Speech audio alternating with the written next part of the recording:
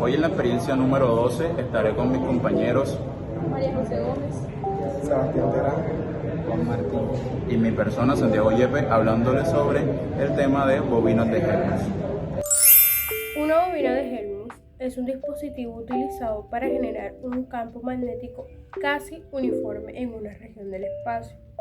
Esta es llamada así en honor a un físico alemán llamado Hermann von Helmholtz, el cual fue un muy reconocido físico gracias a sus teorías sobre la conservación de la energía, sus trabajos sobre la electrodinámica, termodinámica química y otros los cuales han sido muy importantes.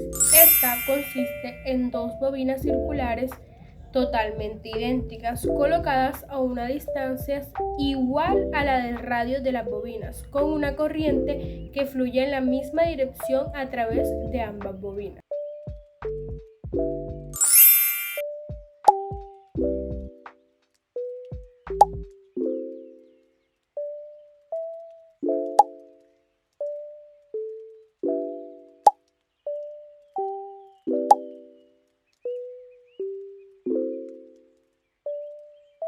Empezamos con el procedimiento. Primero que todo conectamos las bobinas con el sensor de campo y la interfaz universal. Segundo paso, vamos a presionar el botón de Tare en el sensor de campo magnético. Para el siguiente paso vamos a esperar unos segundos hasta que la medida se estabilice. Luego vamos a hacer clic en el botón mantener muestra. Este paso lo vamos a repetir deslizando el sensor de 3 centímetros en 3 centímetros hasta llegar a 44 centímetros en la pista. En total vamos a tomar 8 datos. Estos datos se irán mostrando en la pantalla del computador mientras que nosotros vamos rodando el sensor. Un compañero va a ir tomando la medida haciendo clic en mantener muestra. Gracias a estos datos que tenemos aquí se llevó a cabo la elaboración de esta gráfica, la cual nos muestra que a medida que el sensor se vaya alejando de la bobina, el campo magnético disminuirá su intensidad. Esto se debe a que a mayor distancia el campo magnético disminuye su intensidad. Entonces, a medida que vaya aumentando la distancia a una considerada, el campo magnético disminuirá de una manera mínima, la cual hará que la gráfica tome una forma casi recta. La magnitud del campo magnético generado por la bobina de Helmholtz y la distancia a la que se realiza la medición están inversamente relacionadas. ¿Esto qué significa? Que a medida de que la distancia desde el centro de la bobina aumenta, la fuerza del campo magnético disminuye. La relación matemática entre la magnitud del campo magnético, B, la corriente eléctrica I, el número de vueltas de la bobina N y el radio de la bobina R se describen por la ley de Biot-Savart. Como se observa en la fórmula, la magnitud del campo magnético es inversamente proporcional a la distancia. Esto que llega a significar que si en algún caso se llegara a duplicar la distancia desde el centro de la bobina, la magnitud del campo magnético se vería reducida a la mitad. ¿Qué pasa?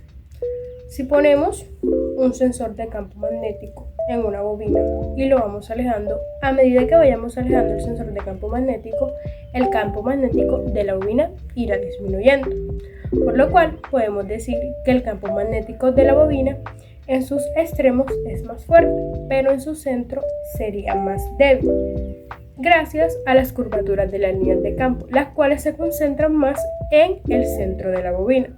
Por lo tanto, en los lugares más cercanos a los extremos, el campo magnético tendería a no ser cero. En esta experiencia se trabajó con unidades de voltios para el voltaje de corriente continua y también se trabajó con unidades de centímetros para la distancia a lo largo de la pista donde se deslizó el sensor del campo magnético. Dentro de la experiencia se han encontrado diferentes fórmulas. A continuación las vamos a presentar. Fórmula de campo magnético creado por un espiral circular. La fórmula es B igual a nu sub 0 sobre 4pi por ni sobre r, donde B es el campo magnético del punto donde se mide, nu sub 0 es la permeabilidad magnética del vacío N, el número de vueltas de la espiral, I, la intensidad de la corriente y R, el radio de la espiral. Ley de Biot-Savart.